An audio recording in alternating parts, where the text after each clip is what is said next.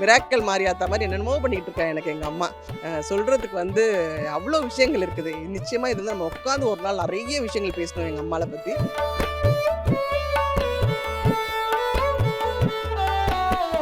வரும்போது ஃபர்ஸ்ட் நம்ம கருமாரியை பார்க்குறோம்ல, அப்போ பார்க்கும்போது எப்படி இருக்குன்னா, நான் என் அம்மா பார்த்துட்டேன், என் அம்மா வா மகளே அப்படின்ற மாதிரி அப்படியே ஓடி போய் நம்ம அம்மா பார்த்தோன்னா ஒரு கட்டி பிடிச்சிப்போம் தெரியுமா, அந்த மாதிரியான ஒரு உணர்வு வந்து அம்பாள்கிட்ட கண்டிப்பாக இருக்கும்.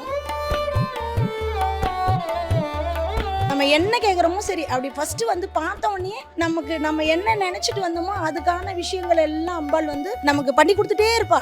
நம்ம வாயை திறந்து கேட்கறதுக்கு முன்னே அது அவளுக்கு தெரிஞ்சிடும், அந்த முக பாவனையிலே காமிச்சிருவா.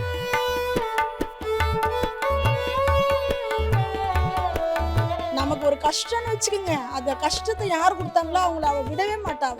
அவ நின்று நீதி தேவதை, அவ நின்று கேள்வி கேட்பா, நின்று பதில் சொல்லுவா. அவ என் பிள்ளை இப்படி பண்ணினியா அப்படின்னு அப்படி நின்று கேள்வி கேட்கக்கூடியவ எங்க கருமாரி.